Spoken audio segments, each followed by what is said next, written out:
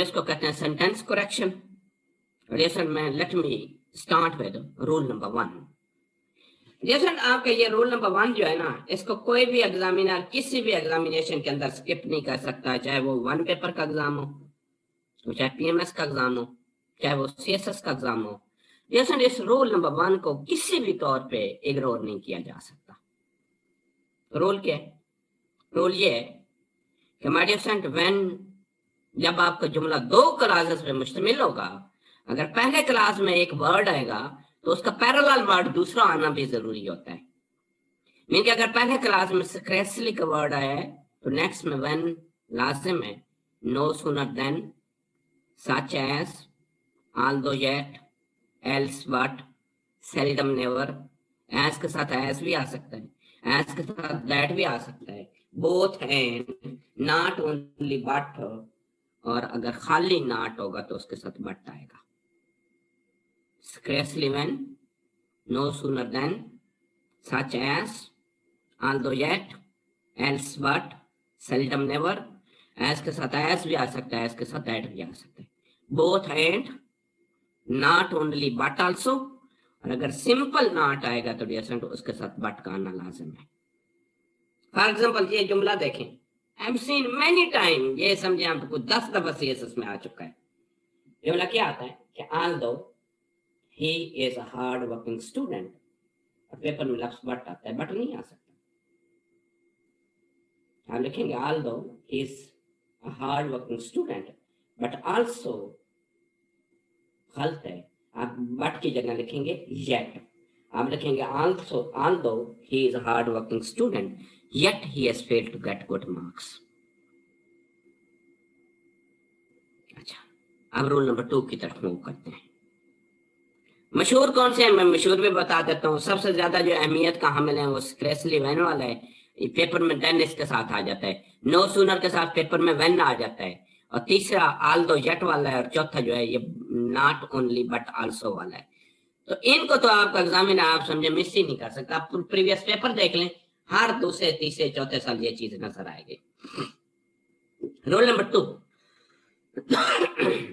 ये बड़ा आसान सा रूल है, क्योंकि आगे इस रूल की फर्दर एक्सप्लेनेशन करनी थी, तो इस वजह से ये रूल मैं भी आपको पढ़ा देता हूँ। और जैसे रूल नंबर 2 ये है कि when 2 singular noun will join together, वो कहता है कि जब 2 सिंगुलर नाउन होंगे और हम उसको एंड से कंबाइन करेंगे, किस चीज से? एंड से।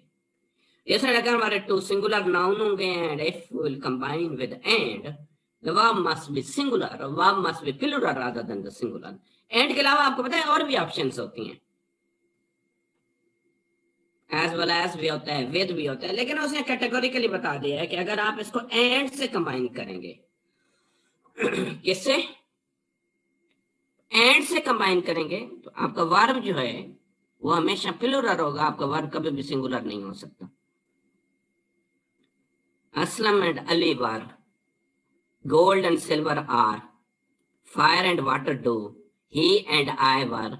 मीन के जब भी आपने 2 सिंगुलर को, इसको 2 सिंगुलर को एंड से कंबाइन किया तो आपका वर्ब जो है वो हमेशा सिंगुलर हो, सॉरी आपका वर्ब हमेशा प्लूरल होना चाहिए, सिंगुलर नहीं हो सकता। रूल नंबर 3, ये रूल नंबर 2 की एक्सटेंशन है। वो कहता है if noun although joined by and, वो कहते हैं कभी कभार ये होता है कि 2 नाउन को हम एंड से कंबाइन करते हैं, लेकिन वो 2 नाउन अलग अलग नहीं होते, वो फ्रेज होता है। वो कहता है जब फ्रेज के दरमियान में एंड आ जाएगा ना, तो आपका वर्ब जो है वो सिंगुलर होना चाहिए, ना कि आपका वर्ब प्लूरल होना चाहिए। हम लिखे लॉ एंड ऑर्डर इज, हम लिखे the horse and carriage is, हम लिखे time and tides wait for, हम लिखा ऑनर एंड ग्लोरी इज। तो जैसे रिमेंबर वन थिंग कि मैंने लिखा if noun although joined by and, but if they will present the one idea they must have the singular verb, इनमें कभी भी plural verb नहीं होना चाहिए। if noun although joined by and if they will present one idea, तो आपका verb जो है वो सिंगुलर होगा, प्लूरल नहीं होगा, क्योंकि यहाँ पे देखे ना लॉ एंड ऑर्डर, तो जैसे यहाँ पे लॉ एंड ऑर्डर कोई अलग अलग लफ्ज नहीं है, लॉ एंड ऑर्डर एक सिंगल वर्ड है। The horse and carriage decent, ये एक सिंगल वर्ड है, ये कोई अलग अलग लफ्ज नहीं है। टाइम एंड टाइड्स जो है ना डिसेंट, ये एक सिंगल वर्ड है, ये फ्रेज है, ये कोई दो अलग अलग वर्ड नहीं है। इस वजह से उन पर रूल ये है कि मैंने कहा बेशक फ्रेज में ऐड आ जाएगा तो वर्ब जो होगा वो सिंगुलर होगा, वो वर्ब कभी भी प्लूरल नहीं होगा। रूल नंबर 4 बहुत अहमियत का हम मिला है, इसको डिसेंट आपका कोई भी एग्जामिनर मिस नहीं कर सकता। और रूल नंबर 4 ये है कि decent if you will combine two singular, अगर आप दो सिंगुलर कंबाइन करेंगे किसके साथ, विद के साथ, एज वेल एज के साथ, और के साथ या नॉर के साथ, तो आपका वर्ब जो है वो सिंगुलर होगा ना कि प्लूरल होगा। अगेन वही बात है कि दो सिंगुलर होंगे, लेकिन आपकी बार उनका जो कॉम्बिनेशन होगा वो विद के साथ होगा, एज वेल एज के साथ होगा, और के साथ होगा, नॉर के साथ होगा, तो वर्ब आपका हमेशा सिंगुलर रहेगा ना कि वर्ब आपका प्लूरल रहेगा। अब लिखेंगे silver as well as gold. अब लिखेंगे the house with its content was, neither praise nor blame seems, neither food nor water was। मैंने क्या रूल बताया, मैंने कहा अगर आप दो सिंगुलर को कंबाइन करेंगे विद के साथ, एज वेल एज के साथ, आर के साथ, नॉर के साथ, तो आपका वर्ब जो है वो हमेशा सिंगुलर रहेगा, आपका वर्ब कभी भी प्लूरल नहीं हो सकता। अब ये जुमले गौर से पढ़ें तो जी, अब्दुल गफ्फार बताएं। सर अगर इनमें से एक वर्ड सिंगुलर आ जाए और दूसरा प्लूरल आ जाए तो फिर सर क्या? हम उस पर भी बात कर रहे हैं। अच्छा डियर सर, अब ये एक जुमले दो पढ़े, बड़े गौर से पढ़े और इनमें से बताएं कि कौन सा जुमला सही है और कौन सा जुमला गलत है। मेडिसन ये दोनों जुमले इनकरेक्ट हैं, पहला भी गलत है दूसरा भी गलत है, ये बोथ आर इनकरेक्ट, ना फर्स्ट ठीक है ना सेकंड सही है। क्यों सही है नहीं है? अब रूल ये है कि जैसे अभी मुझसे अब्दुल गफ्फार ने पूछा है, तो जैसा रूल ना गौर से सुनना। रूल ये है कि अगर आपके जुमले में एक सिंगुलर आ जाए, आपके जुमले में एक प्लूरल आ जाए, तो उसका रूल ये है कि हमेशा सिंगुलर पहले आएगा, चेयरमैन पहले आएगा, डायरेक्टर्स बाद में आएगा, और फिर आपकी कन्फ्यूजन ऑटोमेटिकली खत्म हो जाएगी, फिर तो आपकी कन्फ्यूजन ही नहीं रहेगी। तो मैंने कहा डियर स्टूडेंट, जब आपके सेंटेंस के अंदर एक सिंगुलर सेंटेंस है, एक प्लूरल सेंटेंस है, सॉरी एक सिंगुलर वर्ड है, दूसरा आपका प्लूरल वर्ड है, तो रूल ये है कि सिंगुलर पहले आएगा, प्लूरल बाद में आएगा, और वर्ब जो होता है वो हमेशा बाद वाले के मुताबिक आता है। कि वर्ब जैसे अगर एक सिंगुलर है एक प्लूरल है, तो रूल ये है कि सिंगुलर पहले आएगा, मेडिएशन प्लूरल बाद में आएगा, और वर्ब जो है वो हमेशा जो बाद वाला होता है उसके मुताबिक आता है। वर्ब क्या कहता है, मेडिएशन जो आपके बाद वाला आता है वर्ब हमेशा उसके मुताबिक आता है, ना कि फर्स्ट के मुताबिक आता है। होपफुली क्लियर हो गया होगा ये कंसेप्ट। अब यहाँ पे जुमले देखें, ये दोनों गलत थे क्योंकि, तो यहाँ पे मैंने रूल भी लिख दिया है, मैंने यहाँ पे ये दोनों गलत किए हैं, मैंने कहा सिंगुलर ये भी गलत है ये भी गलत है, तो इसका जो रेड ब्लैक के साथ मैंने लिखा है ये जुमला ठीक है, neither the chairman nor the director are present, neither the chairman nor the directors are present। ठीक हो गया, ये सिंगुलर हमने पहले लिखा। जी हनान बताएं। सर रूल नंबर 4 में सेकंड सेंटेंस है the house with it's contents was insured. Sir इसकी समझ नहीं आई, हम इज क्यों नहीं लिख सकते वाज की जगह? ये बेटे पास की बात की जा रही है, इस तो इस वजह से नहीं आता, हम तो पास का सेंटेंस लिख रहे हैं। सर अगर ये प्रेजेंट में होता तो फिर इज भी होता, बिल्कुल ठीक होता। ठीक, मैंने बात कर रहा हूँ कि देखो ना दो चीजें हैं, हाउस भी है कंटेंट भी है, तो वाज हमने लिखा है, हमने वर नहीं लिखा, हमने इज लिखा है, हमने आर नहीं लिखा, ये तो मैंने रूल ही और बताया। ठीक है सर, थैंक यू। अच्छा हम आगे मूव करते हैं, और ये नेक्स्ट रूल नंबर 6, ये भी माय डियर सन अक्सर लोग जो है ना ये भी हम गलत लिखते हैं। मैं पहले मैं इसकी एक मिसाल देता हूं आपको, देन विल मूव फॉरवर्ड, चीजें ज्यादा अच्छी समझ आएंगी। जुमला लिखा है I, they and he will appear in CSS soon. ये ठीक जुमला है, गलत जुमला है? मेडिसन जितने भी पहले आपको मैं रोल बता रहा था, मैं नाउन के मतलब रोल बता रहा था, this role is about pronoun. ये गलत जुमला है। इस तरीके से नाउन की सीक्वेंस होता है, इसी तरीके से प्रोनाउन का भी सीक्वेंस होता है। और प्रोनाउन का सीक्वेंस क्या है? बड़ा आसान सा सीक्वेंस है। और इसको याद कर दें, ये सीक्वेंस को हम कहते हैं 2 3 1। ये आपका सीक्वेंस है।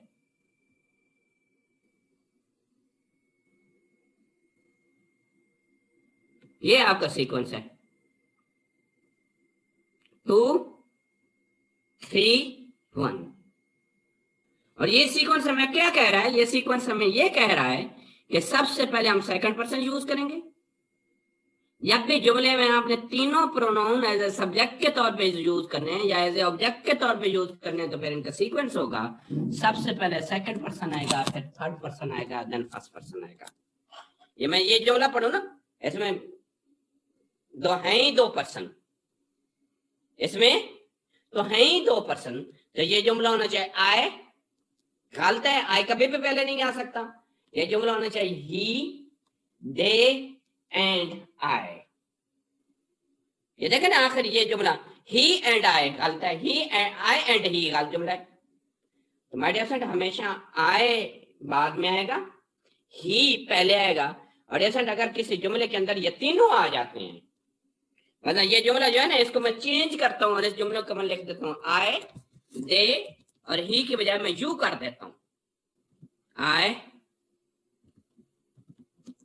एंड दे बनेगा। ये रूल बड़ा आसान है। हम इस रूल को कहते हैं रूल नंबर 231, या हमको कहते हैं rule number 231।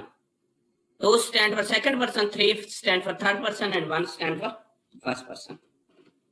I and he will appear CSS गलत है, तो हम इसको लिखेंगे he and I will appear in CSS. दूसरा जुमला ठीक है, तीसरा ठीक है। अच्छा, ये जो नेक्स्ट जुमला है जिसको मैं हाईलाइट कर रहा हूं, तो मेरे ख्याल में तो ये जुमला भी गलत जुमला है। I am going with him,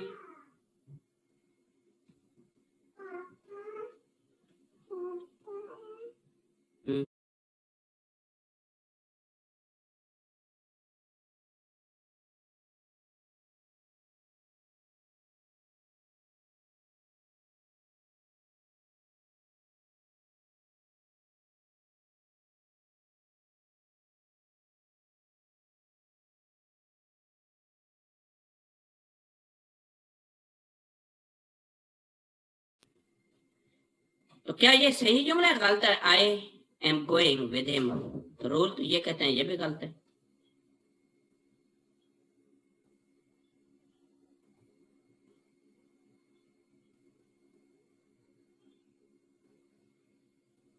जी अब्दुल गफार, सही है गलत है आप बताना चाह रहे हैं?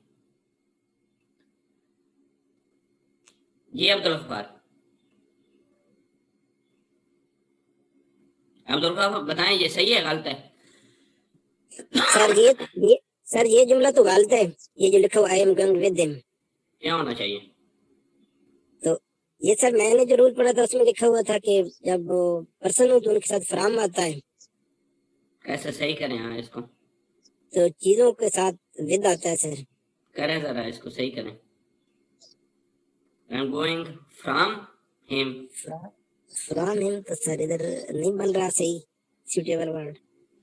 अच्छा, ये ऐसी बात नहीं है माय डियर सन। रूल ये है कि अब अगेन आप कंफ्यूज हो गए होंगे कि आई पहले आया ही बाद में आया, तो ये आ सकते हैं। क्यों आ सकते हैं?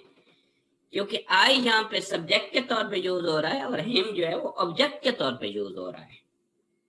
आई एज ए सब्जेक्ट के तौर पे यूज हो रहा है और हिम जो है डियर सन वो ऑब्जेक्ट के तौर पे यूज। तो इस सूरत में तो ये दोनों इकट्ठे आ सकते हैं, इस सूरत में आ सकते हैं। ये कब नहीं आ सकते? जब या तो ये दोनों एज ए सब्जेक्ट होंगे या दोनों एज ए ऑब्जेक्ट होंगे। सेंटेंस नंबर 1 पढ़े, आई एंड ही। यहाँ तो ये दोनों एज ए सब्जेक्ट के तौर पे यूज हो रहे हैं, दोनों सब्जेक्ट के तौर पे यूज हो रहे हैं, दोनों एज ए सब्जेक्ट के तौर पे यूज हो रहे हैं। जी बताएं। सॉरी सर, मैं ऊपर वाला का सर, असल में क्वेश्चन तो मैंने रेज हैंड किया था ऊपर वाला क्वेश्चन पूछने के लिए सर, जो आप बता रहे थे ना 231 वाला ना, तो सर कहीं पे मैंने देखा है कि जो मतलब है लोगों की कुछ बुरे काम होते हैं उनमें से वो फिर वो सर बिल्कुल वो और रूल है, वो सीएसएस में आता नहीं है, उसको छोड़ दें, वो उल्ट हो जाता है, उसको छोड़ दें। चले सर, थैंक यू सर। ठीक हो गया जी सर, तो मैंने कहा thank you. Dear student, rule number sentence number 4 पे ये रूल इस वजह से अप्लाई नहीं होगा क्योंकि आई जो है वो एज ए सब्जेक्ट के तौर पे यूज किया गया है और हिम जो है डियर स्टूडेंट वो एज ए ऑब्जेक्ट के तौर पे यूज किया गया है। Rule number 7, my dear student, rule number 7 ये है कि many are either neither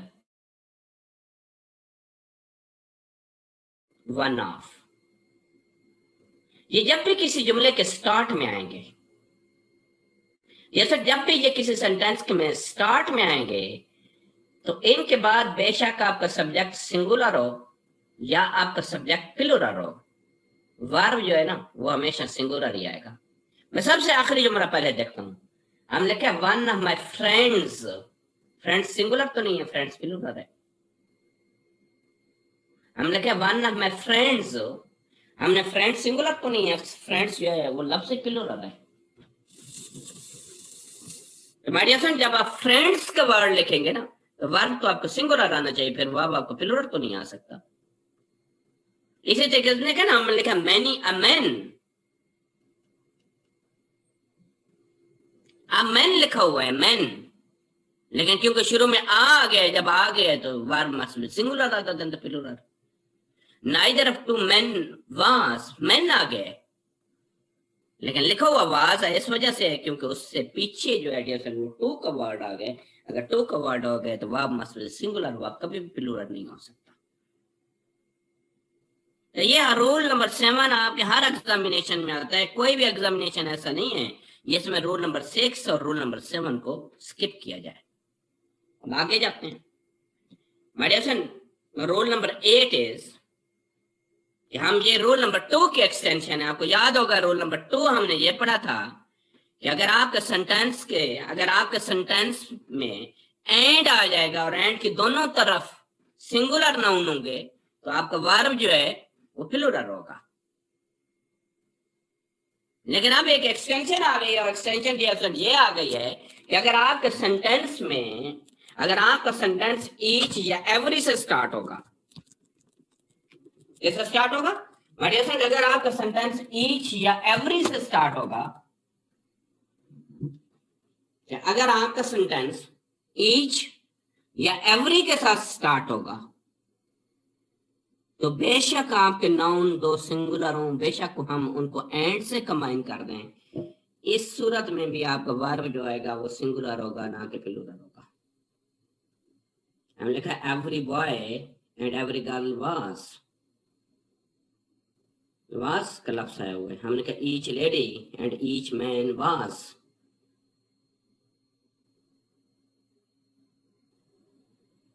rule number 9, some noun seems plural, कि कभी कभार लगता ये है कि आपके कुछ नाउन जो हैं वो प्लूरल नजर आते हैं लेकिन वो हकीकत में प्लूरल होते नहीं हैं। सम नाउन सीम्स प्लूरल, उसकी रीजन ये है कि हम ये समझते हैं जब भी कोई चीज एस से एंड होगी वो प्लूरल होगी। Whenever something end with s, हम समझते हैं कि बेटे जब भी कोई चीज एस से एंड होगी ना, एस से, तो वो प्लूरल होगी, लेकिन हकीकत में ऐसा नहीं है। हकीकत में बिल्कुल ऐसा नहीं है। बहुत से लफ्ज ऐसे होते हैं जिनके एस स्पेलिंग का हिस्सा होता है। S is the part of spelling. हमने लिखा the news is true, measles is, mathematics is, ठीक है। Sometimes some noun seems plural, कि कभी कभार होता ये है कि कुछ नाउन प्लूरल नजर आते हैं लेकिन हकीकत में वो प्लूरल होते नहीं है। The news is, measles is, mathematics is. Clear हो गया? अच्छा, अब ये जुमला बड़े CSS में आता रहा है।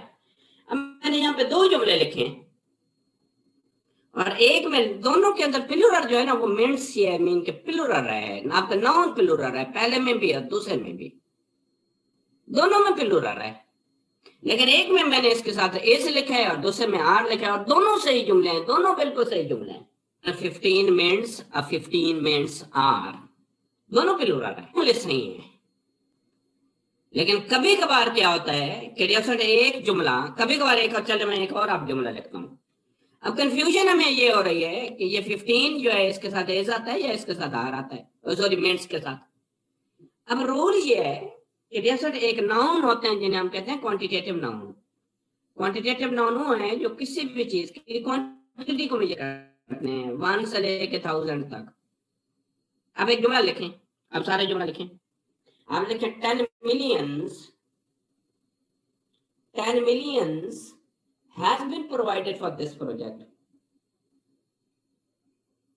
हमने has been लिखा है। अब दूसरा जुमला लिखें, आप लिखें some millions, अब has नहीं आएगा, अब हम लिखेंगे some millions have been provided for this project। अब ये क्या है कि पहले millions के साथ मैंने has लिखा, फिर million के साथ have लिख दिया। अब ये जरा रूल्स गौर से पढ़ें जो रूल नंबर 10 मैंने लिखा हुआ है।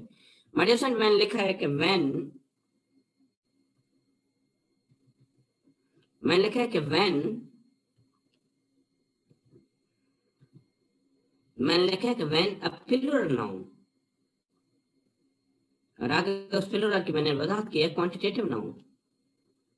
मैंने कहा when the plural noun a quantitative noun reflect a specific quantity, अगर वो किसी स्पेसिफिक क्वांटिटी को इंडिकेट करेगा, किसको, अगर प्लूरल नाउन होगा अगर वो आप स्पेसिफिक क्वांटिटी को मेजर करेगा तो आपका नाउन सिंगुलर होगा। मीन कि अगर आपकी क्वांटिटेटिव नाउन के साथ नंबर आ जाता है ना, लाइक 15 मिनट्स इज, नंबर आ गया 15, स्पेसिफिक होगा। और अगले सेंटेंस में आप 15, तो आप स्पेसिफिक तो नहीं, आप फ्यू का हमें नहीं पता कितने हैं। तीसरा 10 किलोमीटर इज, अब हमने आगे लिखा मेनी किलोमीटर्स। क्या हुआ कि डियर फ्रेंड, अगर क्वांटिटेटिव नाउन के साथ, किसके साथ,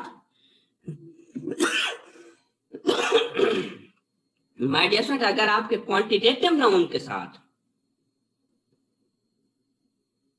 नंबर आ जाए तो वर्ब सिंगुलर रहता है। और डियर फ्रेंड, अगर मैं उसको अनस्पेसिफिक कर दूं ना, यहाँ पे ये बेस्ट एग्जांपल है, यहाँ पे डियर फ्रेंड इसके साथ मिनट्स के साथ नंबर 15 आ गए तो मेरा वर्ब इज है। और डियर फ्रेंड, अगर इसको मैं अनस्पेसिफिक कर दूं ना तो मेरा वर्ब इज नहीं रहेगा, मेरा वर्ब आर हो जाएगा।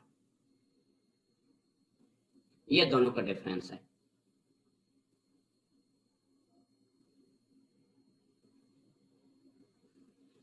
और हर साल आपके एग्जाम में ये आता है। नीचे मैंने एक और सेंटेंस लिखा है, और जैसे नीचे सेंटेंस आपका मैंने ये लिखा है कि 10 बॉयज आर हियर, यहाँ तो बॉयज आर तो नहीं होना चाहिए, इज होना चाहिए। आर ही रहेगा, इज नहीं होगा। उसकी रीजन देख लें यार, ये बॉयज क्या कोई क्वांटिटेटिव नाउन है? ये जो बॉयज है जैसे ये क्या कोई क्वांटिटेटिव नाउन है? और जब कोई क्वांटिटेटिव नाउन नहीं है तो बॉयज तो कोई हमारा क्वांटिटेटिव नाउन नहीं है। और जैसे अगर क्वांटिटेटिव नाउन नहीं है तो हम इज नहीं लिखेंगे, हम आर लिखेंगे। मैं ये रूल तो सिर्फ आपको क्वांटिटेटिव नाउन के लिए बयान कर रहा हूं। अगर क्वांटिटेटिव नाउन होगा तो ऐसे होगा, अगर क्वांटिटेटिव नाउन नहीं होगा तो ऐसे नहीं होगा। अच्छा, अब चलते हैं हम रूल नंबर 10 के 11 की तरफ। बड़ा आइडिया सर, ये भी अक्सर पेपर में आता है। रूल ये है कि डियर फ्रेंड, कुछ लफ्ज होते हैं जिन्हें हम कहते हैं, बेटे कुछ लफ्ज अंग्रेजी के हैं जिन्हें हम कहते हैं कंपाउंड वर्ड। कंपाउंड वर्ड वो होते हैं जो किसी भी लफ्ज से मिल के बनते हैं। 2 लफ्ज इकट्ठे या 3 लफ्ज इकट्ठे बनेंगे। अब एक लफ्ज लिखें, सोशो डैश इकोनॉमिक्स। जैसे सोशो इकोनॉमिक्स नहीं होता, इकोनॉमिक होता है। एक और रूल पढ़े, सिस्टर इन लॉज। हमारे सर सिस्टर इन लॉज नहीं होता, सिस्टर इन लॉ होता है। उसके रीजन ये है कि ये रूल्स ये है कि अगर कोई आप कंपाउंड नाउन लिखेंगे, कौन सा नाउन लिखेंगे हमारे सर, अगर आप कंपाउंड नाउन लिखेंगे और कंपाउंड नाउन में डैश के बाद जो वर्ड आता है वो हमेशा सिंगुलर फॉर्म में आता है, वो प्लूरल फॉर्म में किसी भी तौर पे किसी भी सिचुएशन में नहीं आ सकता। वो किसी भी सूरत किसी भी सिचुएशन में नहीं आ सकता। ठीक हो गया।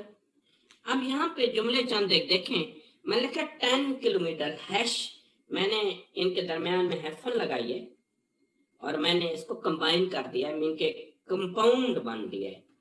जब कंपाउंड बनाया है ना इनको, और अगला लफ्ज जो देखे ना वो सिंगुलर फॉर्म में आया हुआ है। किसमें आया हुआ है? सिंगुलर फॉर्म में आया हुआ है। तो माय डियर फ्रेंड, अगर वो सिंगुलर फॉर्म में आया हुआ है ना, और सॉरी अगला लफ्ज ना मैंने प्लूरल लिखा हुआ है, ऐसे लिखा हुआ है। क्या लिखा हुआ है माय डियर फ्रेंड? मैंने ऐसे लिखा हुआ है। अगर उसको मैंने ऐसे लिखा हुआ है ना, तो ये एस नहीं आना चाहिए, असूलन नहीं आना चाहिए। या तो आपके पास इसके जुमले को सही करने के ना दो तरीके हैं। पहला तरीका यह है कि आप हैफन खत्म कर दो, हैफन खत्म कर दो, हैफन खत्म कर दो इसमें से। Metre is a long distance पढ़े। ये सीएसएस में बहुत दफा है the wall is 10 feet, ये गलत जुमला है क्योंकि हैफन के बाद प्लूरल आया हुआ है। या तो हैफन ही खत्म कर दो या हैफन खत्म कर दो, इन दोनों लफ्जों को अलग अलग कर दो, जुमला सही हो जाएगा। जुमला हो जाएगा the wall is 10 feet long, ठीक हो जाएगा। या अगर हैफन रहनी देनी है तो फिर 10 feet नहीं रहेगा, फिर आप लिखो the wall is,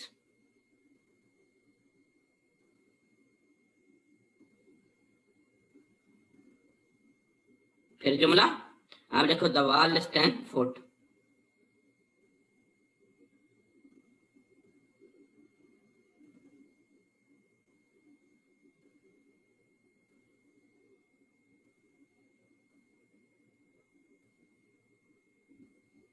ठीक हो गया। नीचे मैंने जुमले का लिखा है he had 3 inch deep wound, ये ठीक है, इंच से नहीं आना चाहिए, ये जुमला ठीक है। मैंने जिनको बेसिकली रेड कलर किया हुआ है ना वो जुमला डालते हैं।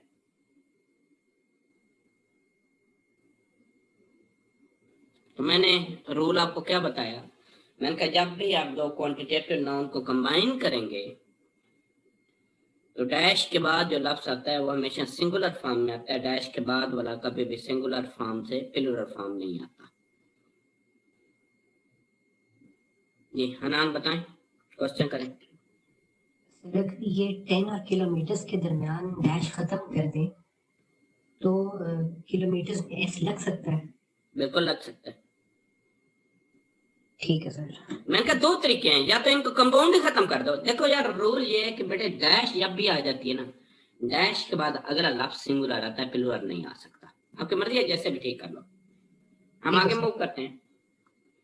जैसे रूल नंबर 12, रूल नंबर 12 है countable noun. You know that we have 2 type of noun, बेटे एक को हम काउंटेबल नाउन कहते हैं, दूसरे को हम अनकाउंटेबल नाउन कहते हैं। One is known as countable and the second one is known as uncountable. Maria sir जब भी आप काउंटेबल नाउन होगा तो काउंटेबल के साथ हमेशा या तो फ्यू का वर्ड आएगा या एनी का वर्ड आएगा, और जैसे अगर लफ्ज अनकाउंटेबल होगा तो इसके साथ या तो लेस का वर्ड आएगा या सम का वर्ड आएगा।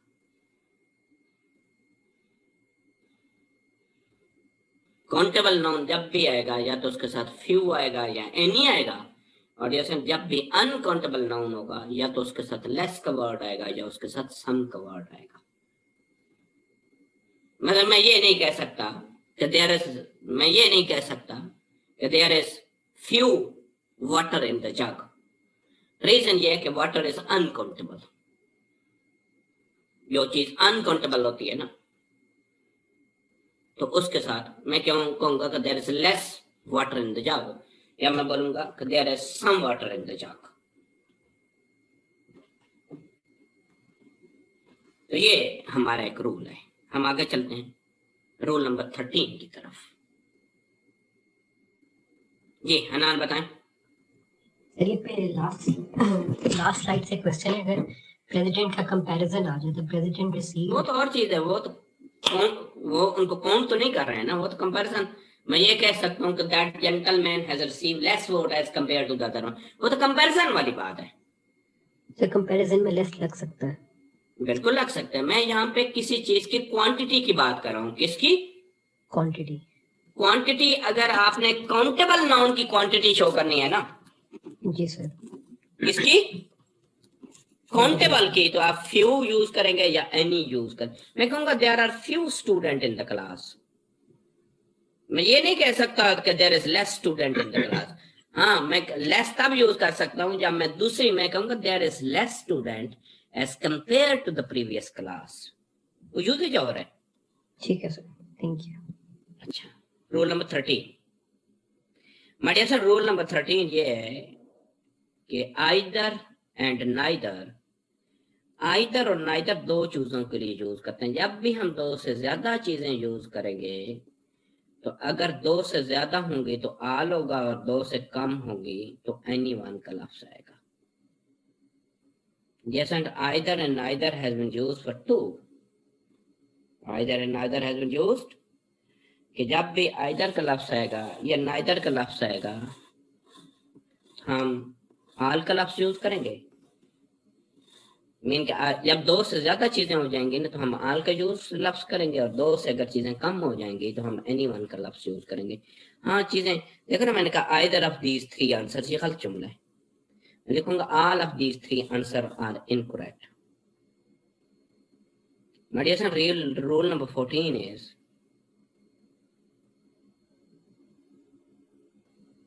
मैं पहले ना आपको एडजेक्टिव पढ़ाता हूँ। क्या पढ़ाता हूँ? एडजेक्टिव।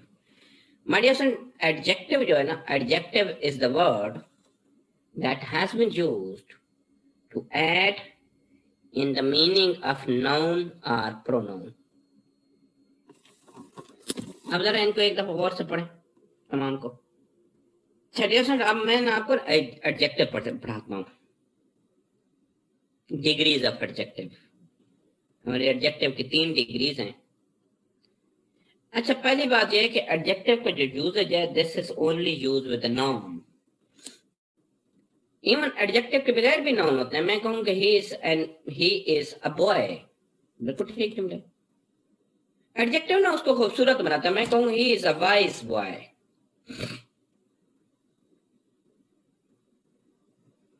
इसको हम कहते हैं पॉजिटिव डिग्री। पॉजिटिव डिग्री हमेशा एक बंदे के लिए यूज होती है, one noun and this does not require, और इसमें किसी भी किस्म की कंपैरिजन की जरूरत नहीं पड़ती। We have one noun and this does not require any type of comparison. इसे किसी भी किस्म की कंपैरिजन की जरूरत नहीं पड़ती। दूसरी बात है कंपैरेटिव डिग्री। मेडिसन कंपैरेटिव डिग्री वो डिग्री होती है जो दो नाउन के लिए यूज होती है। दो नाउन होते हैं, कंपैरिजन इज रिक्वायर्ड, दो के दरमियान में हमें कंपैरिजन की जरूरत पड़ेगी। और दिस जब जैसे कंपैरिजन करेंगे तो हम अपनी तरफ से या तो देन का लफ्ज यूज करेंगे या हम टू का लफ्ज यूज करेंगे।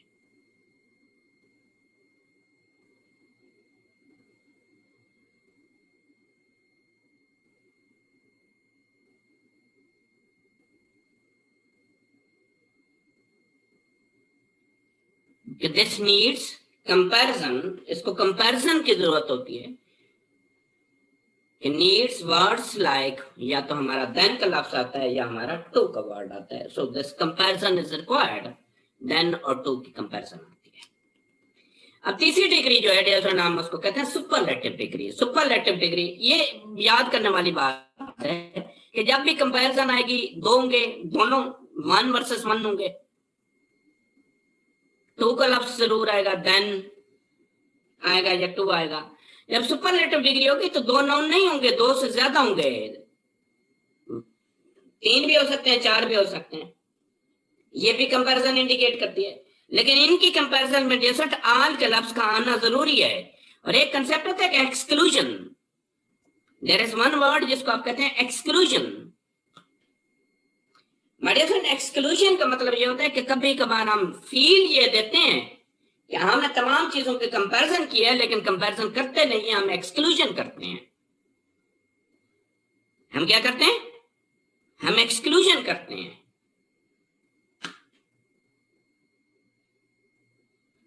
अच्छा, अब हम इसको डिटेल के साथ पढ़ते हैं। अब ये देखें बड़े, ये पहला एक जुमला है कि ही इज अ स्टूडेंट, बिल्कुल ठीक है। ये वो जुमला है जिसके अंदर कोई एडजेक्टिव है ही नहीं। ये वन नाउन है, एक एडजेक्टिव वाइज आया हुआ है और एक के लिए आ भी सकता है। दूसरा नेक्स्ट जुमला पढ़े ना, he is wiser student than you. ये देखें ना, दो चीजों के आपस में कंपैरिजन है। तो जब दो की होगी तो हम कंपैरेटिव डिग्री लगाएंगे। कभी मैंने कहा कि सर सुपरलेटिव डिग्री भी हम लगा सकते हैं। कौन सी डिग्री? सुपरलेटिव डिग्री भी लगा। हमने कहा he is the wisest boy of this class. This is superlative degree.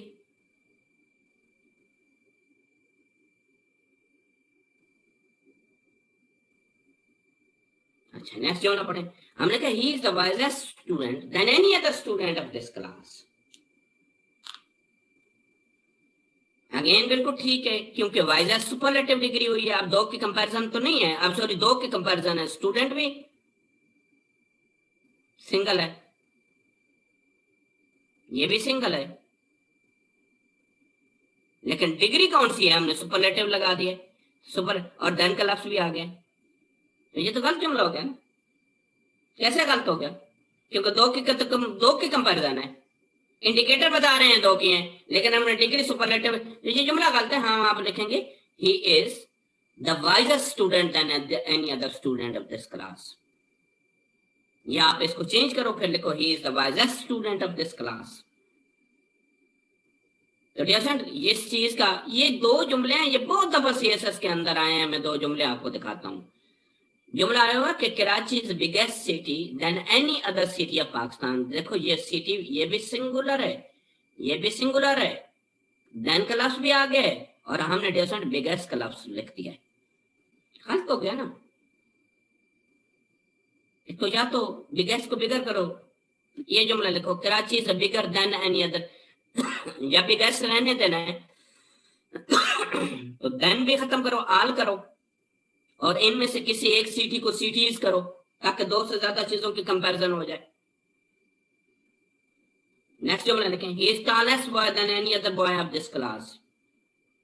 हम लिखेंगे he is the tallest boy of this class.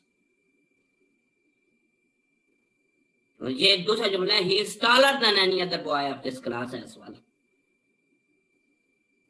तो कभी कभार याद रखें डियर, जब भी सुपरलेटिव डिग्री यूज होगी ना, क्या चीज यूज होगी?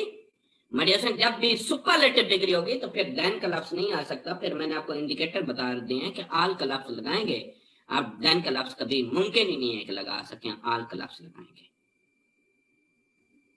अच्छा, अब हम आगे चलते हैं। मेडिएशन यहाँ पे दो और लफ्ज हैं, एक लफ्ज है बिटवीन और दूसरा लफ्ज है उमंग। बिटवीन हमेशा दो के लिए यूज होता है। जब भी दो से ज्यादा होगा तो आपका बिटवीन नहीं, आप ये नहीं कह सकते please divide this between these three students. गलत है।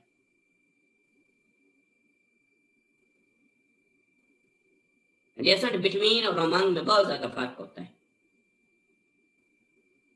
अमंग तब हम यूज करते हैं जब दो से ज्यादा चीजें होंगी, बिटवीन तब यूज करते हैं जब अब दो चीजें होंगी।